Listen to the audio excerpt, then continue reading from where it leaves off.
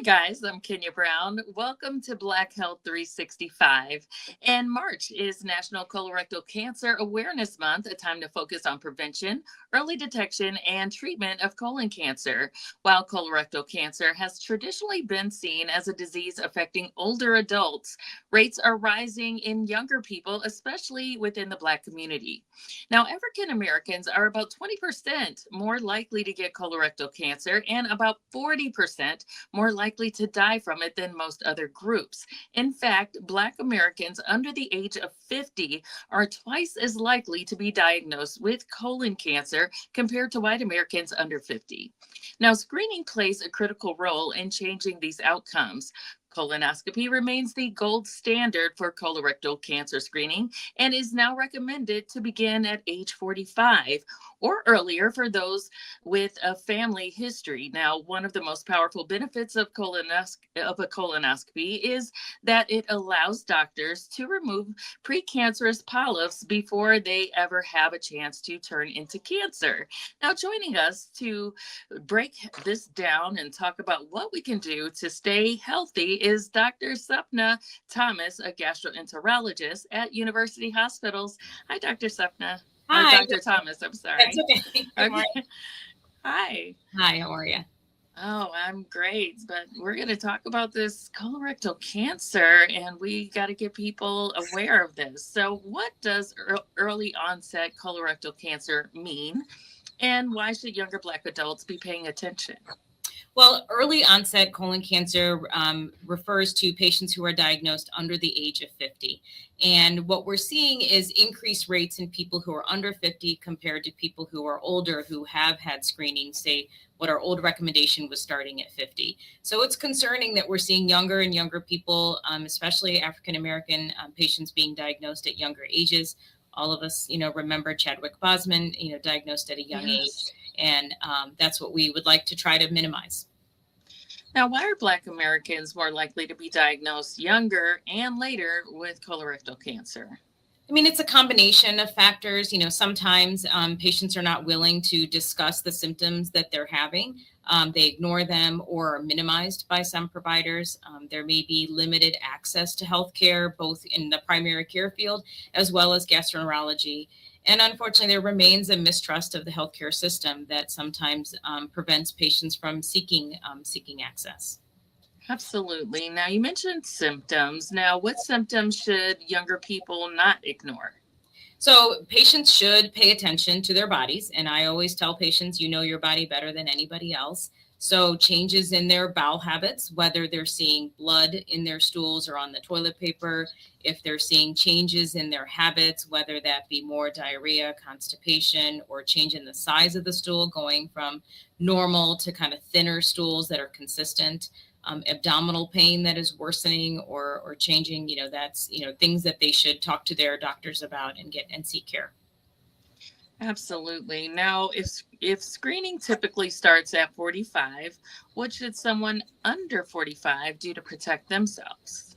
I think one of the most important things people should talk about is to their family. Like, is there anyone in their first degree relatives that has polyps or cancer, inflammatory bowel disease that might change their screening recommendation to start even earlier?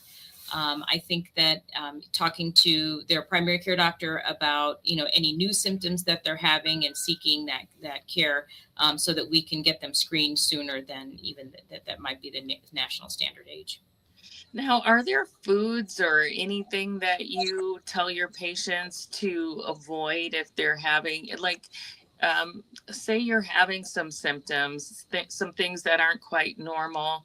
Are there typical things that people can avoid? Yeah, so we recommend a high fiber diet. Fiber is good for colon health. There's some data that shows it might prevent polyp growth. It doesn't get anyone out of a colonoscopy. We still recommend screening no matter what.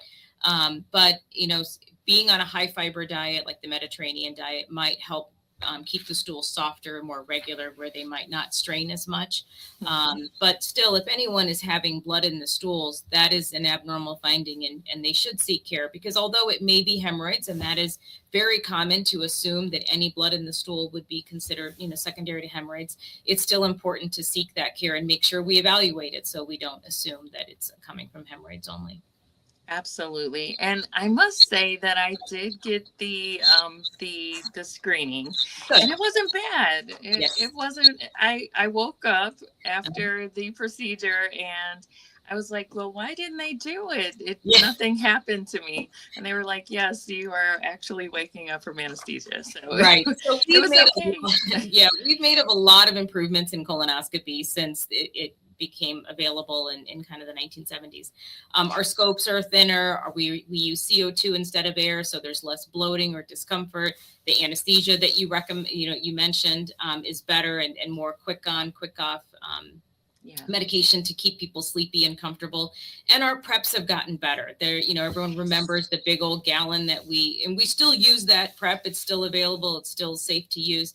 But there are some newer versions that are less volume, making it easier. And we're always trying to make it as easy as possible to get people in. But we hear that a lot, that patients come out of the sedation and they say, oh, it was no big deal whatsoever. And so we encourage them to tell their friends to make sure that they get in and get screened. And you mentioned the prep. I have to say kudos to the changes in the prep as well, even though I didn't like Gatorade for quite a while after that. But I did prefer it to the other. Yes. Now, what's the most important message you want younger Black adults to hear about colorectal cancer?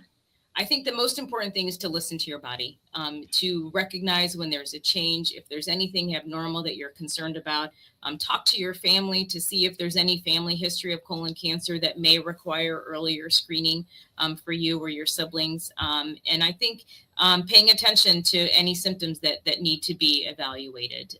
And don't be scared.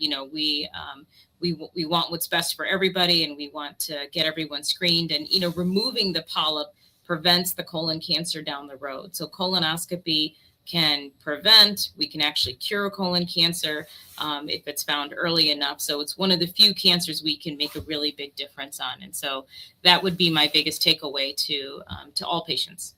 Yes, that is a big deal. So make sure you share this video, share the conversation, have these conversations with your family, because to have something that could be preventable just from, getting early screenings and interventions, you couldn't ask for more than that. But I thank you so much, Dr. Thomas, for joining us today and helping us better understand the importance of colonoscopies and getting screened early. As we wrap up, I want to remind everyone listening, your health comes first. Don't wait until something feels wrong. Find a doctor you trust and stay on top of your health.